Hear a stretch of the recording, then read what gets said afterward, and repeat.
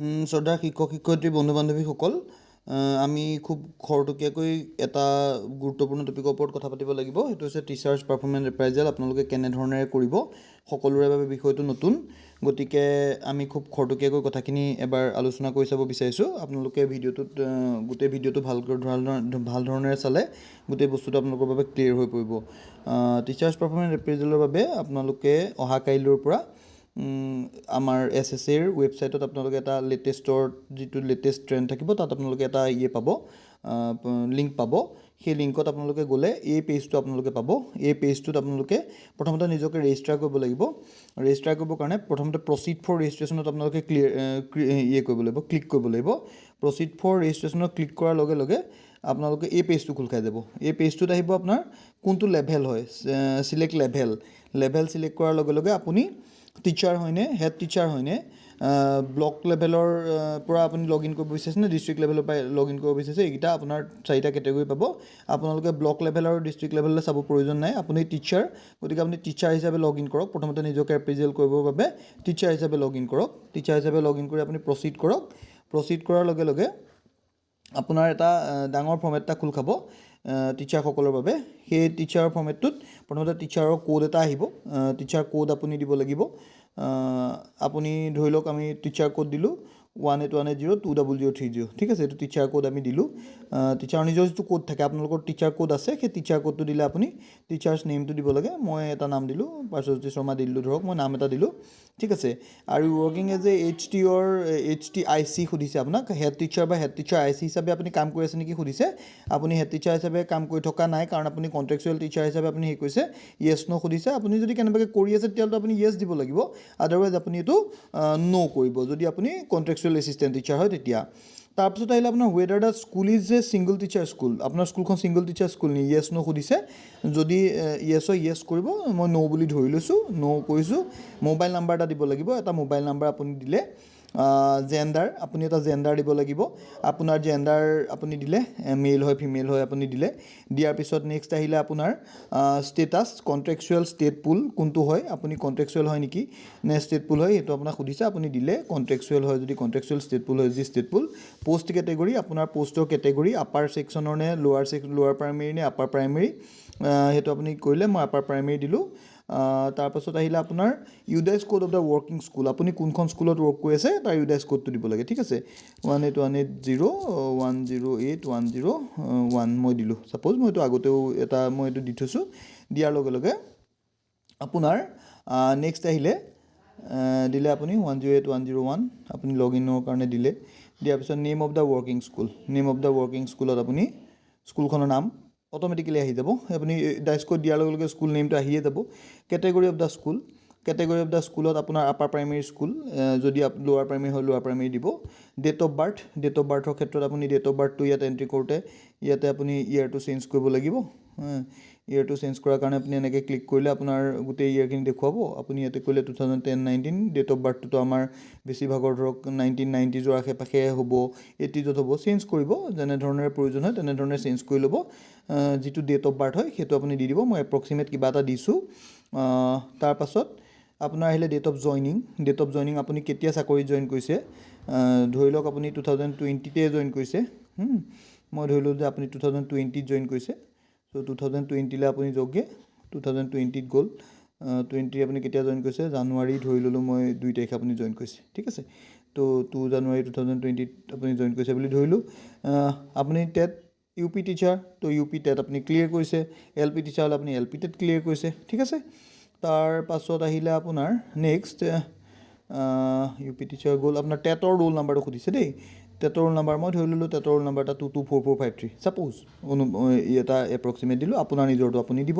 Mark obtain in TET, আপুনি কিমান marks পাইছে, মই ধৰি ল'লোঁ এপ্ৰক্সিমেটলি আপুনি 80 মাৰ্কছ পাইছে।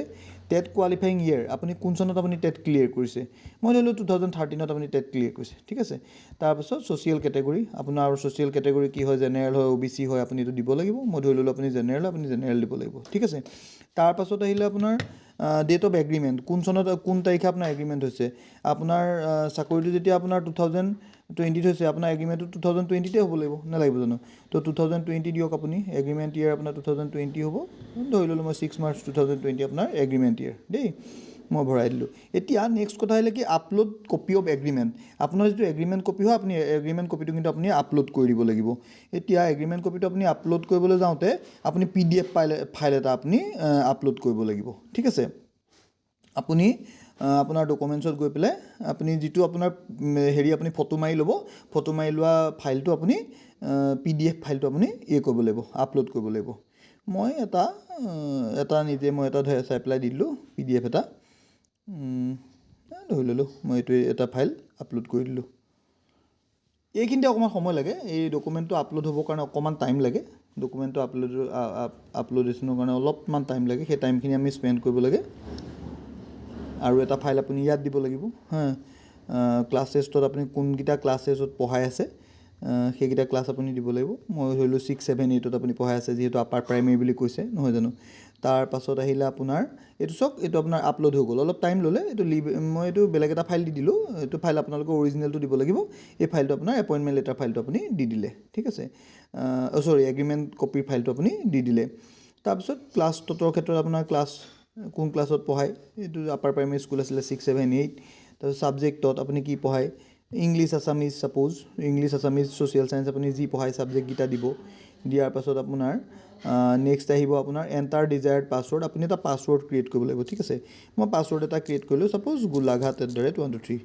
GOLAGHAT গোলাঘাট @123 অ'কে আকৌ আপুনি পাছৱৰ্ডটো আপুনি কনফাৰ্ম কৰিব লাগিব সেইটো আপুনি কনফাৰ্ম কৰি দিয়ক গোলাঘাট @123 অ'কে গোলাঘাট @123 ঠিক আছে এতিয়া আহিলে আপোনাৰ ছিগনেচাৰটো আপুনি আপলোড কৰিব লাগিব আকৌ দেই ছিগনেচাৰটো আপুনি আপলোড কৰিবৰ কাৰণে ঠিক একেধৰণে অথনি যেনেকৈ আপুনি গৈছিলে তেনেকৈ যাওক গৈ পেলাই আপুনি কিন্তু ছিগনেচাৰটো কিন্তু আপুনি JPG ফৰ্মেটত আপলোড কৰিব লাগিব ছিগনেচাৰটো আপুনি হেৰি আপলোড কৰিলে নহ'ব আপোনাৰ আপলোড কৰিলে নহ'ব ছিগনেচাৰটো ৰিচেণ্টত চালে পাম মই ইয়াতে ছিগনেচাৰ মই কৰি থৈছোঁ ৰেডি কৰি থৈছোঁ ইয়াত আপলোড কৰিবৰ কাৰণে এইটো এটা মই ছিগনেচাৰ আপলোড কৰিবৰ কাৰণে ৰেডি কৰি ৰাখিছোঁ সেইটো মই চিলেক্ট কৰি দিলোঁ ঠিক আছে তো ছিগনেচাৰটো ইয়াত আপলোড হৈ যাব এইটো ছিগনেচাৰটো ইয়াত আপলোড হৈ গ'ল এইটো আপুনি কিন্তু ছিগনেচাৰটো আপোনাৰ 10 KB তলৰ ফাইল হ'ব লাগিব ঠিক আছে 10 KB বা 10 KB তলৰ ফাইল হ'ব লাগিব এতিয়া আপোনাৰ ৰেজিষ্ট্ৰেশ্যন ফৰ্মখন আপোনাৰ কমপ্লিট হৈ গ'ল আপুনি গোটেই ৰেজিষ্ট্ৰেশ্যন ফৰ্মখন আপুনি কমপ্লিট কৰিলে কমপ্লিট কৰাৰ পিছত you just put on click on submit এতিয়া আমি কি কৰিব লাগিব আমি লগ ইন কৰিব লাগিব নহয় জানো লগ ইন কৰিবৰ কাৰণে আমি কি হিচাপে লগ ইন কৰিম এজ এ টিচাৰ আমি লগ ইন কৰিম অ'কে টিচাৰ হিচাপে লগ ইন কৰিবৰ কাৰণে যাওঁতে আমাৰ এনেকৈ ইউজাৰ আই ডি আহিব আমি হেৰি কি দিছিলোঁ ইউজাৰ আই ডি দিছিলোঁ 181802030 মনত আছে না আমি প্ৰথমতে দিছিলোঁ ৰেজিষ্ট্ৰেশ্যনৰ টাইমত তাৰপৰা পাছৱৰ্ড আমি কি দিছিলোঁ পাছৱৰ্ড এটা দিছিলোঁ মই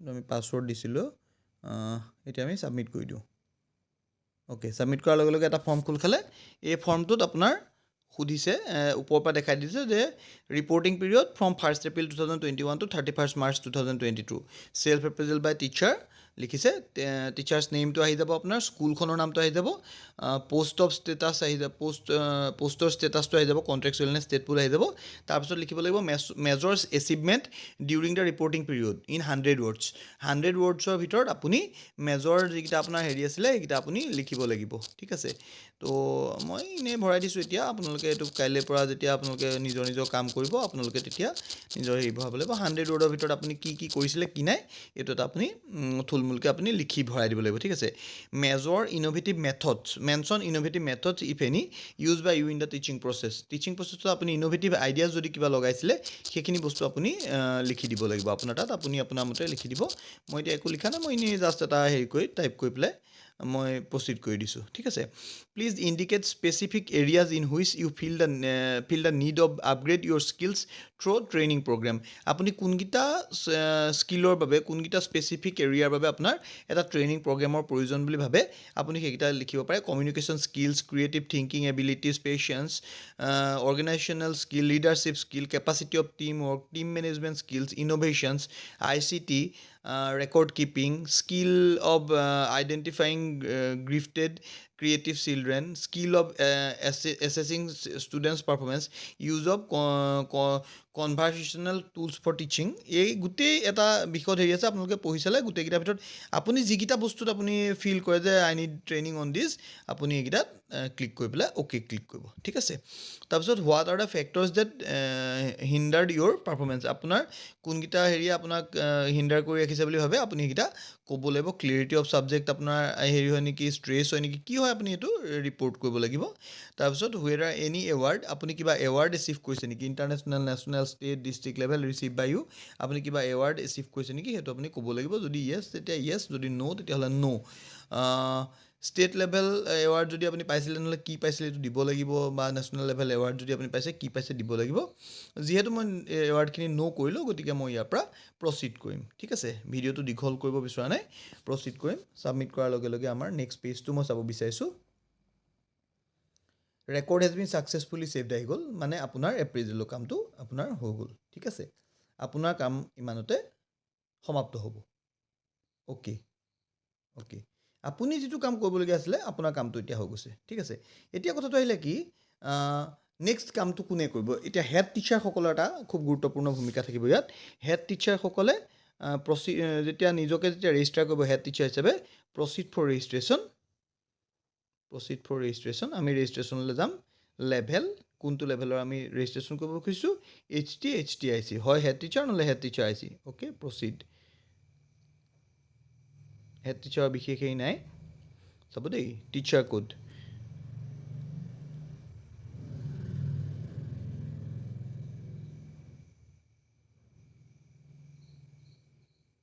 মই ধৰি থলোঁ 1811010403330, অ'কে।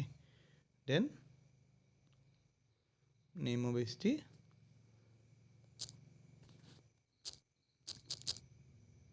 এটা নাম দিব লাগিব, মানে হেড টিচাৰ নিজৰ নামটো দিব লাগিব।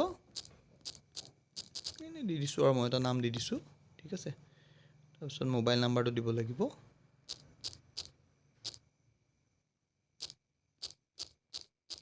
নাম্বাৰ দিব লাগিব, okay. Then UDISE code for working school,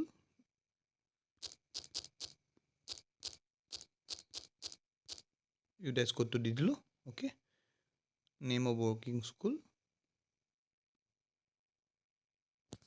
name of working স্কুলটো ৰ'ব, এই চব name of working school Barahi Shankala M school বুলি আহি গ'ল। Category of school upper primary, মই আপাৰ প্ৰাইমেৰী তাত দিছিলোঁ, আপোনালোকে দেখিছিলে। এণ্টাৰ ডিজায়াৰ্ড পাছৱৰ্ড, এটা ইয়াৰ কাৰণে এটা পাছৱৰ্ড লাগিব, অ'কে।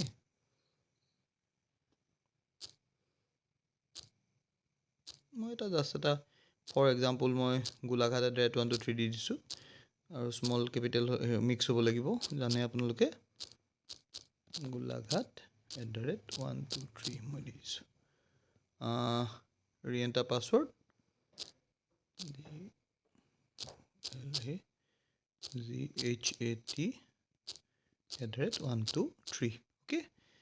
গোলাঘাট @123 মই পাছৱৰ্ড দি দিলোঁ। আপলোডৰ ছিগনেচাৰ, আকৌ ছিগনেচাৰটো তেখেতৰ হেডৰ ছিগনেচাৰটো আপলোড কৰিব লাগিব। অথনি যেনেধৰণে আমি ছিগনেচাৰ আপলোড কৰিছিলোঁ নিজৰ, এতিয়া হেড টিচাৰজনে নিজৰ ছিগনেচাৰটো আপলোড কৰিব লাগিব, ঠিক আছে। ইয়াত বহুত বেছি বস্তু নাই, ইয়াত অকল এইকেইটা বস্তু। আগৰ ফৰ্মখনত যেনেকৈ বহুত এটা দীঘলীয়া প্ৰচেছ আছিলে, হেডৰ কিন্তু ইমানখিনি বস্তু নাই, হেডৰ এইখিনিয়ে বস্তু।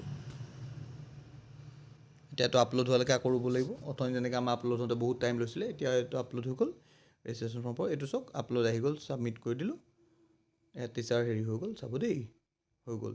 Record has been successfully saved, okay, completed.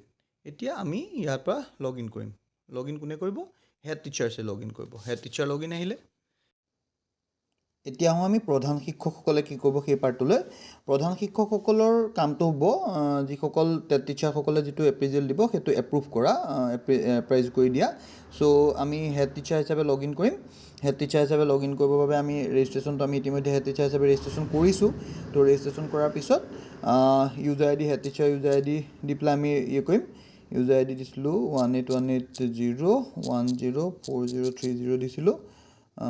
তাৰপিছত আপোনাৰ পাছৱৰ্ড দিছিলোঁ আমি গোলাঘাট @123, golaghat@123 ওকে সাবমিট কৰি দিলোঁ আমি সাবমিট কৰি দিয়াৰ লগে লগে আমি এইটো পেজত সোমাই গ'লোঁ এইটো পেজত আপোনাৰ ভালকৈ চাব এই পেজটোত হেড টিচাৰজনৰ নামটো আহিব ওপৰত হেড টিচাৰ আই চি নাম আহিব স্কুলৰ নাম আহিব এছেছমেণ্ট ইয়েৰ দেখুৱাব আৰু ইয়াতে আপোনাৰ ডাইৰেক্ট টিচাৰ যিকেইজন টিচাৰ থাকিব যদি এজন টিচাৰ থাকে এজন যদি পাঁচজন টিচাৰ থাকে পাঁচজন যিকেইজনে নিজৰ চেল্ফ এপ্ৰিজিয়েল যিটো কৰিব এপ্ৰিজিয়েল কৰি দিব কৰি দিয়াৰ পিছত ইয়াত হেড টিচাৰৰ ইয়াত দেখাই থাকিব দেখুৱাৰ পিছত তেখেতে কি কৰিব লাগিব তেখেতে এছেছ কৰিব লাগিব এছেছ কৰাৰ লগে লগে ওপৰতে তেখেতে পাব assessment by the head teacher I C নামটো আহিব তেখেতৰ কোড আহিব তাৰপিছত view profile of the teacher কোন টিচাৰৰ হয় নিজৰ প্ৰফাইলটো তেখেতে চাব পাৰিব শুদ্ধ হৈ আছে নাই সেইটো চাব লাগিব head teacher view self appraisal of the teacher self এপ্ৰেজেলত তেখেতে যিখিনি লিখিছে সেই বস্তুখিনি শুদ্ধ হৈছে নাই সেইটো চাব লাগিব টিচাৰ্ছ নেমটো আহিব ওপৰত তাৰপিছত স্কুলখনৰ নাম আহিব পোষ্ট কেনেকুৱা হয় কণ্ট্ৰেকচুৱেল হয় ষ্টেটফুল হয় সেইটো আহিব তাৰপাছত তেখেতক কুৱেশ্যন কৰিছে এতিয়া হেড টিচাৰক কুৱেশ্যন কৰা হৈছে do you agree with the self appraisal যদি তেখেতে যিখিনি লিখিছে শুদ্ধ বুলি যদি ভাবিছে তেতিয়াহ'লে আপুনি য়েছ কৰিব আৰু যদি শুদ্ধ নহয় বুলি ভাবে তেতিয়াহ'লে কিন্তু আপুনি ন' কৰিব পৰা আপোনাৰ ওচৰত ক্ষমতা আছে এতিয়া মই ভাবিলোঁ যে টিচাৰজনে এইখিনি কৈছে কিন্তু আপুনি য়েছে কৈছে য়েছ কৰিলে আপোনাৰ তলত বিশেষ কাম নাথাকিব কাৰণ ইফ ডু নট এগ্ৰি সুধিছে যদি আপুনি এগ্ৰি নহয় reason for disagreement with the self appraisal কিয় আপুনি চেল্ফ এপ্ৰেজেলৰ লগত হেৰি নহয় আপুনি কিন্তু ৰিজনটো আপুনি মেনশ্যন কৰি লিখিব লাগিব do you agree with the skill upgradation need mention by the reporting টিচাৰজনৰ যিটো স্কিল আপগ্ৰেডেশ্যনৰ কাৰণে তেখেতে যিখিনি নিডছ আছে বুলি কৈছে যে মোৰ যিকেইটা ট্ৰেইনিং লাগিব বুলি কৈছে সেই ট্ৰেইনিংকেইটা তেখেতে শুদ্ধ লিখিছে নাই আপোনাৰ নিজৰ অবজাৰভেশ্যনটো আপুনি তাত পুট কৰিব লাগিব যদি য়েছ বুলি ভাবে য়েছ কৰিব আৰু যদি ন' বুলি ভাবে আপুনি ন' কৰিব পাৰিব ঠিক আছে এতিয়া নেক্সট আহিলে আপোনাৰ 0ৰ পৰা 10লৈকে আপোনাক হেড টিচাৰ হিচাপে আপুনি কিন্তু আপোনাৰ এছিষ্টেণ্ট টিচাৰসকলক মাৰ্কিং কৰিব পাৰিব আপোনাক এটা গুৰুত্বপূৰ্ণ কাম দিয়া হৈছে যে আপুনি আপোনাৰ প্ৰতিজন কণ্ট্ৰেকচুৱেল টিচাৰ তথা ষ্টেটফুল টিচাৰক আপুনি অবজাৰ্ভ কৰিছে এজ এ হেড টিচাৰ এতিয়া আপুনি তেখেতক চাই পেলাই আপুনি কৰিব তেখেতে পাংচুৱেলিটিৰ ক্ষেত্ৰত 1ৰ পৰা 10লৈকে মাৰ্কছ আছে ইয়াতে 1ৰ পৰা 10ৰ ভিতৰত আপুনি যিটো মাৰ্কছ আপোনাৰ মন যায় আপুনি দিব পাৰিব কিন্তু আপোনাৰ নিজৰ মনেৰে দি দিলে নহ'ব কাৰণ আপুনি তেখেতক সঁচা অৰ্থত অবজাৰ্ভ কৰি আপুনি যিটো পায় সেইটো মাৰ্কছ আপুনি পুট কৰিব লাগিব যদি আপুনি খুব ভাল পাইছে তেখেতৰ পাৰফৰ্মেঞ্চ খুব ভাল পাইছে আপুনি 10লৈকে মাৰ্কিং কৰিব পাৰিব বোলে নাই আপুনি কোনোবা এটা ক্ষেত্ৰত ইন'ভেটিভ মেথড অফ টিচিং লোৱাৰ ক্ষেত্ৰত মানুহজন ইন'ভেটিভ নহয় ছাপ'জ ইন'ভেটিভ নহয় তেওঁক আপুনি খুব কমকৈ প'ৰ মাৰ্কিঙো কৰিব পাৰিব কমিউনিকেশ্যন স্কিলৰ ক্ষেত্ৰত মানুহজনৰ কমিউনিকেশ্যন যদি খুব ভাল হয় আপুনি 10 মাৰ্কিং কৰিব পাৰিব আৰু যদি মানুহজনৰ কমিউনিকেশ্যন খুব ভাল নহয় তেতিয়াহ'লে আপুনি তেওঁক কমো মাৰ্কিং কৰিব পাৰিব এক্সট্ৰা কাৰিকুলাৰ এক্টিভিটিজত ছাপ'জ মানুহজনৰ একো এক্সট্ৰা কাৰিকুলাৰ এক্টিভিটিজ নাই তেতিয়া আপুনি তেওঁক 0 মাৰ্কিং কৰিব পাৰিব ঠিক আছে আৰু বোলে নাই তেওঁ এক্সট্ৰা কাৰিকুলাৰ এক্টিভিটিজৰ সৈতে আপুনি গোটেই অল ৰাউণ্ডত আপুনি মানুহজন পাইছে টিচাৰজনক আপুনি পাইছে যে তেখেত খুব ভাল টিচাৰ আৰু তেখেতে চব দিশত হেৰি কৰে চ' আপুনি চবতে 10 মাৰ্কিং কৰিব পাৰিব এইটো আপোনাৰ অ'ন কেপাচিটি হয় ঠিক আছে এইখিনি কৰি উঠি আপুনি কি কৰিব লাগিব আপুনি ছাবমিট বটন ক্লিক কৰিব আৰু আপোনাৰ ফৰ্মটো আপোনাৰ record has been successfully saved বুলি আহি যাব তেতিয়া আপোনাৰ নিজৰ কামখিনি শেষ হৈ গ'ল আপুনি অ'কে কৰি দিলে অ'কে কৰি দিয়াৰ লগে লগে ইয়াত আপোনাৰ এই ন' ৰেকৰ্ডছ ফাউণ্ড আহি যাব ঠিক আছে তেতিয়া হেড টিচাৰৰ নিজৰ কামখিনি শেষ হৈ গ'ল আৰু আপুনি লগ আউট কৰিব পাৰিব মই ভাবোঁ ভিডিঅ'টোৱে সকলোকে সহায় কৰিব যিহেতু আমি মই ক্ষিপ্ৰভাৱে ভিডিঅ'টো বনালোঁ আৰু এই ৱেবছাইটটো অহা 2 এদিনৰ ভিতৰতে হেৰি হ'ব ৱেবছাইটৰ কাম আৰম্ভ হ'ব সকলোৱে এপ্ৰিজিয়েল কৰিব লাগিব গতিকে মই ভাবোঁ সকলোৰে বাবে সহায়ক হ'ব যদি ভিডিঅ'টো আপোনালোকৰ বাবে সহায়ক হয় তেতিয়াহ'লে আপোনালোকে ইজনে সিজনৰ লগত শ্বেয়াৰ কৰি ল'ব